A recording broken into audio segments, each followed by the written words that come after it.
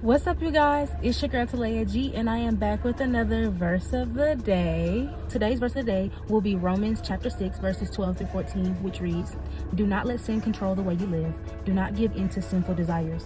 Do not let any part of your body become an instrument of evil to serve sin. Instead, give yourselves completely to God, for you were dead, but now you have new life. So use your whole body as an instrument to do what is right for the glory of God.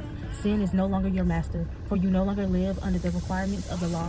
Instead, you live under the freedom of God's grace." So first, I would like to start with verse 12, telling us not to let sin control the way we live and not to give in to sinful desires. I believe that this verse is reminding us that we do have new life in Christ after we've been saved.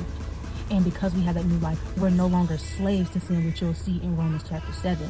We're no longer slaves to sin, and more so the fact that we are now in our new life and we should be being controlled by the Spirit.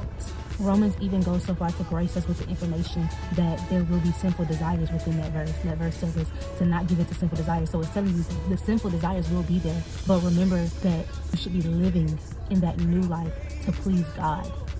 Because let's be honest, we're humans on this earth. So there are some things that we desire to do. If we did all the things we desired to do, our lives would be insane.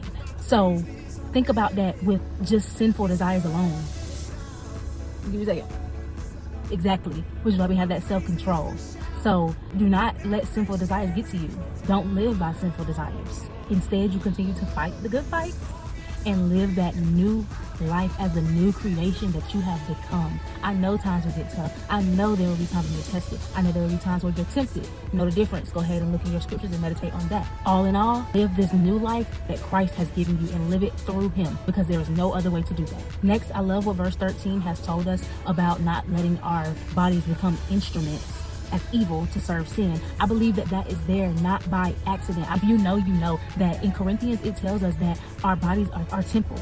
It also tells us that sinning through sexual immorality is the only sin, out of all the sin in the world, sexual immorality is the only sin that you sin against your own body. So I believe that that is there on purpose. Do not allow your body, your temple for Christ, to become a slave to sin. Don't let your body serve sin.